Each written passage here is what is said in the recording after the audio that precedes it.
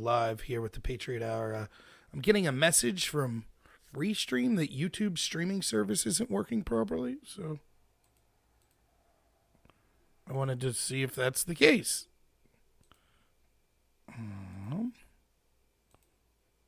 Let's see.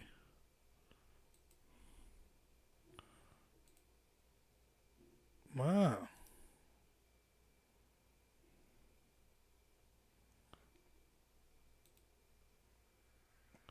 That's kind of crazy. It looks like that might be true. Oh, it says I have people on. If you're watching, can you let me know if you're on YouTube watching me?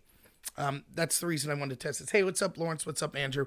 Andrew, the Patriot Hour is my friend's channel. If you just YouTube it, it's the Patriot Hour. I'll be doing his show here.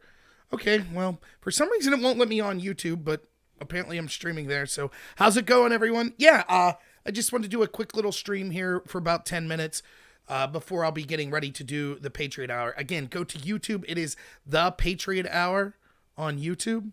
And 10 a.m. Eastern, so in about 20 minutes, I'll be doing his show, and we're going to be talking about fallout from the coronavirus and governmental intrusion into our rights and things like that. So, yeah, it should be really interesting. I don't know what's going on with YouTube. It's giving me some problems. Won't let me on, but apparently it's working for people watching me, so excellent. So please check that show out. So one of the things, just to give you a precursor of what's going to be going on in our discussion, I think that Mike's coming at it more from a what he sees coming in the future, kind of potential martial law, being locked down into our homes, FEMA camps, things like that. That's not my area of expertise. What I can say is this. We need to have an honest discussion about when we allow government intrusion into our lives in a manner which we're seeing that comes with the coronavirus here. Look, life's not absolutes, and I'm not someone who's going to claim, even though I'm a huge fan of federalism and small government and giving local government far more control than the federal government, I'm no anarchist. I'm not going to say that there's never a role for the federal government, nor would I say that there would never be in a case where an emergency would warrant the federal government shutting down travel, things like that. But we have to be honest and say, when is it appropriate to give the government the power to infringe on our rights like that? So either extreme of saying, well, anytime there's any threat of any emergency justifies the government intruding on our rights, that's clearly absurd. That power would clearly be abused. But saying the government should never do anything, that also seems to be an absurd position. So I'm trying to reach across the aisle, even though I'm someone who thinks that this mass hysteria is going to be far more harmful than the virus itself would have been. I'm trying to listen to the people that say, oh, no, we have to quarantine ourselves. We have to give the government the power to do this and that. Look, we just saw de Blasio come out. He's talking about socialism. He's talking about nationalizing industries. This is a really scary thing. It is basically giving the government, it's a backdoor into socialism. It's a backdoor into giving the government the power to take away our rights. And anytime we're talking about giving the government that sort of power, we have to be extremely careful. Now, let me give you an example of why that's the case. This is an example I talk about a lot in this channel. After 9/11, we had this kind of hysteria that terrorism was going to wipe us all out, so we passed things like the Patriot Act. And we said it is worth us to give up some of our freedom, some of our Fourth Amendment rights, and allow the government to basically spy on all of us all the time and basically get molested every time we walk through an airport, etc. That's worth it because we have to keep ourselves protected from the terrorists. And I said, here's the problem. Let's go back to 9/11 and let's go back to the passage of the Patriot Act. Now, let's say that after the passage of the Patriot Act, we don't see one terror attack on U.S. soil in 10 years. Do you think at the end of that 10 years, the government would say, well, okay, we no longer need the Patriot Act. We can give people back their Fourth Amendment rights? Of course not. They're going to say, well, see, the Patriot Act worked. You were right to give us the power to infringe on your rights. It protected you, so we're going to keep doing it.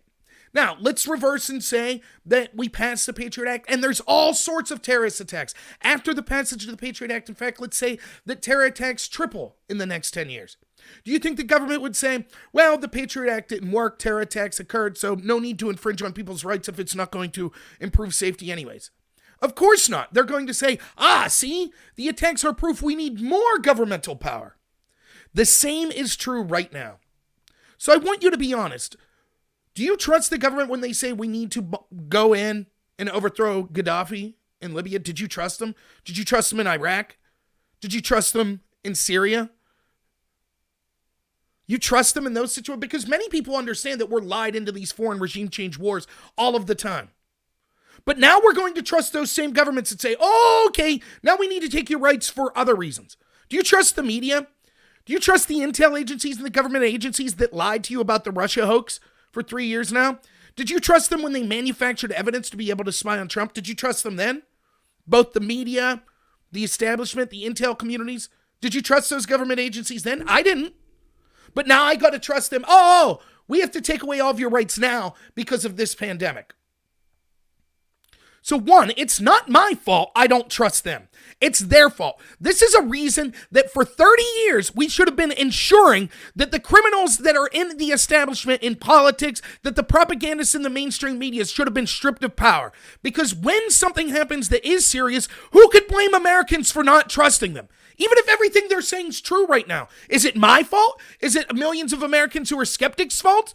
That they've been lied to over and over and over and over and over again, and now they're skeptical when they say, oh, but trust us this time, we need to take your rights for real.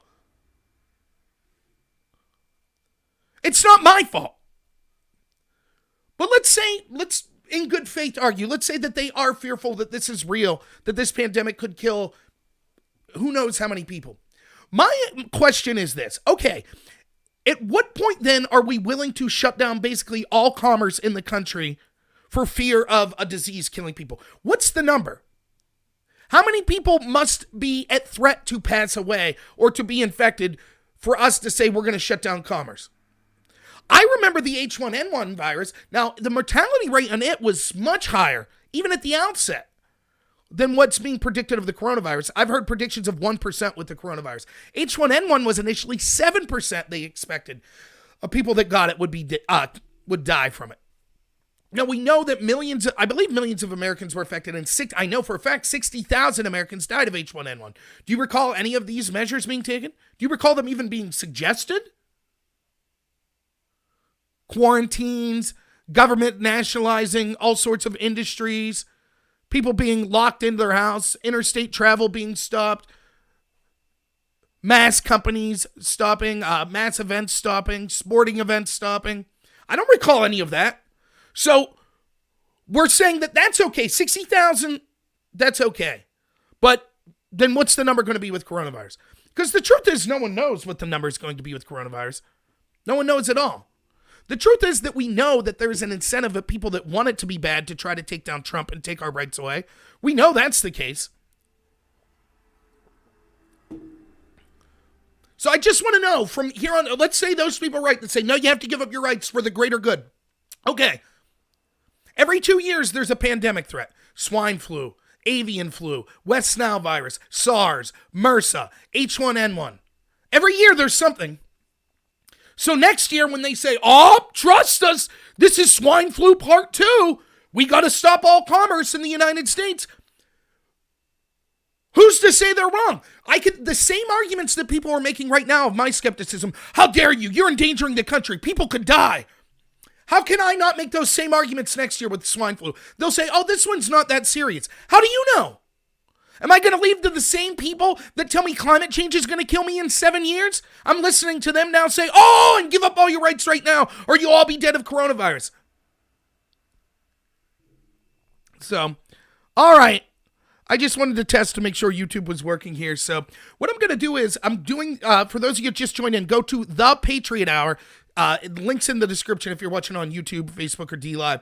I'm going to be doing a show with him in 10 minutes here. So check out his channel. I think it's great. We're going to talk about kind of the conspiratorial aspects of the coronavirus, what we might see coming up in the future. So check out his channel. I'll be on in 10 minutes. I'm probably going to record that if I can and then put up the interview later on my channel. But yeah, check it out. So I'll be there. I'll be doing stuff all day. So I took this week off work. I had some vacation time coming. So I have a serious situation, a family situation that I'm dealing with, but not all day. So I'll be doing a lot of stuff. So thank you for being here with me. Go over to the Patriot Hour. We'll be starting roughly 10, 20 minutes. So check that out over there. So thank